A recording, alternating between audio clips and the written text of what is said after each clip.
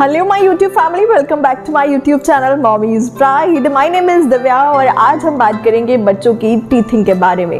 जी हाँ, बच्चों की टीथिंग स्टार्ट होने का टाइम होता है 6 मंथ टू 8 मंथ। जी हाँ, लेकिन बहुत से बच्चे ऐसे भी होते हैं जिनमें 6 महीने से पहले टीथिंग स्टार्ट हो जाती है, उनके लोअर या अपर टीथ निकलना स्टार्ट हो जाते हैं। बट कई केसेस ऐसे भी होते हैं जिसमें बच्चों की टीथिंग 10 से 15 महीने तक नहीं होती है, लेट होती है। तो उन कारणों के बारे में भी हम बात करेंगे। फिलहाल आपको बता दूं कि 2 से 2.5 साल की एज होती है जिसमें बच्चों को 20 के करीब दांत निकल आते हैं और प्रॉपर फॉर्म में आ चुके होते हैं। तो सबसे पहला पॉइंट की तरफ बढ़ते हैं और बात करते हैं कि क्या वो रीजंस होते हैं जिनकी वजह से बच्चों में लेट टीथिंग होती है। सबसे पहला तो जेनेटिक प्रॉब्लम हो सकती है। हो सकता है उसके मम्मी या पापा दोनों में से किसी को भी लेट टीथिंग हुई हो, जिसकी वजह से उसके साथ भी ऐसा हो रहा है कि 15 महीने करीब हो गए और बच्चे का दांत अभी नहीं आया है, एक भी दांत नहीं आया है, मैं ये कहूंगी। एंड इसके अलावा कई बार हाइपोथायराइडिज्म की प्रॉब्लम होती है जिन बच्चों को, उनमें लेट टीथिंग स्टार्ट होती है। न्यूट्रिशन की प्रॉब्लम हो सकती है। जी हाँ, आपके बेबी को अगर बैलेंस डाइट नहीं मिल रही है, बैलेंस न्यूट्रिशन नहीं मिल रहे हैं, उसमें विटामिन डी की प्रॉब्लम हो रही है, उसमें कैल्शियम की डेफिशिएंसी है, तो आपके बच्चे की टीथिंग में डेफिनेटली प्रॉब्लम आएगी, लेट हो सकती है। हो सकता है कि उसको बहुत सारे हेल्थ इश्यूज को भी फेस करना पड़े। एंड अब बात करते हैं कि कैसे आपको पता चलेगा कि आपके बच्चे में टीथिंग स्टार्ट हो चुकी है। तो सबसे पहला पॉइंट ये आता है कि आपके बच्चे के गम्स रेड होना स्टार्ट हो जाते हैं। जब उसको टीथिंग प्रोसेस शुरू होता है तो उसके गम्स में बहुत ज़्यादा पेन होगा, वो चिड़चिड़ा हो जाएगा एंड बहुत ज़्यादा लार टपकना शुरू हो जाती है बच्चे की जब ये टीथिंग प्रोसेस शुरू होता है। साथ ही कई बार आप देखेंगे कि बच्चे के आसपास जो भी चीज़ें पड़ी हुई होती है वो उसको मुंह में लेना शुरू कर देता है, अपनी फिंगर को च्युइंग करना स्टार्ट कर देता है, जिससे उसको रिलीफ होता है गम्स में। तो इसके लिए इंपॉर्टेंट ये है, आपको बहुत हाइजीनिक रखना है, बच्चे के हैंड को वॉश करते रहना है और उसके आसपास जो भी टॉयज है या फिर उसके टीथर्स हैं उन सबको नीट एंड क्लीन रखना है, बहुत हाइजीनिक रखना है, जिससे आपके बच्चे को इन्फेक्शन ना हो। नेक्स्ट पॉइंट की तरफ चलते हैं और बात करते हैं कुछ मिथ की, जो कि ऑलवेज हर घर में जब बच्चे को टीथिंग होती है तो होते ही होते हैं।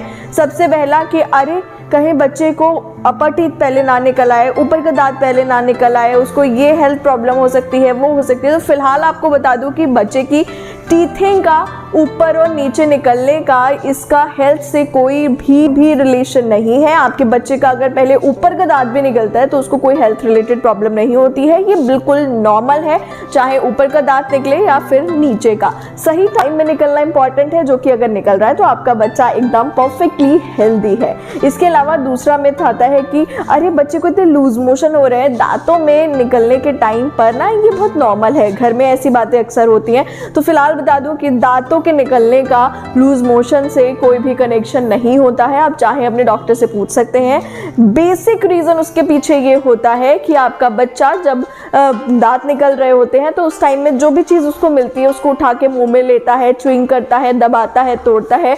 तो उसके लिए हाइजीनिक रहना बहुत ज़रूरी है, जैसा मैंने अभी पीछे भी बताया।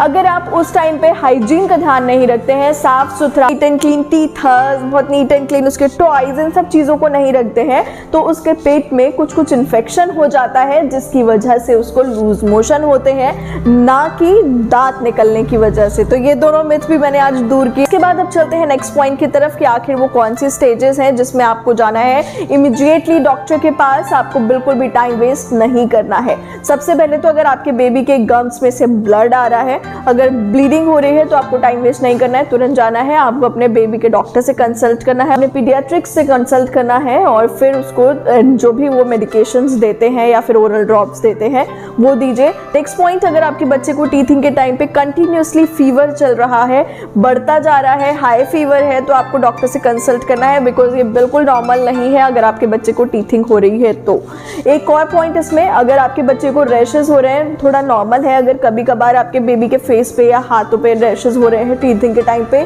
तो नॉर्मल है। लेकिन अगर आपके बच्चे को ज़्यादा रैशेस हो रहे हैं और वो फुल बॉडी पे होते जा रहे हैं, तो आपको तुरंत इमीडिएट डॉक्टर से कंसल्ट करना है। आपके बच्चे की बॉडी पे बड़े छोटे रेड रैशेस हो रहे हैं, आपको तुरंत डॉक्टर से कंसल्ट करना है और टाइम वेस्ट नहीं करना है। वन मोर थिंग, अगर आपके बेबी को ज़्यादा लूज मोशंस हो रहे हैं और वो डायरिया में कन्वर्ट हो चुका है, तो आपको टाइम वेस्ट ना करते हुए तुरंत डॉक्टर से कंसल्ट करना है और उसको मेडिकेशंस दिलाने हैं जिससे वो ज़्यादा क्रिटिकल कंडीशन में ना पहुंचे। बिकॉज टीथिंग के टाइम पे बच्चों को पेन तो होता है, बट उसकी वजह से लूज मोशन बिल्कुल नहीं होते, इस बात को ध्यान रखिएगा।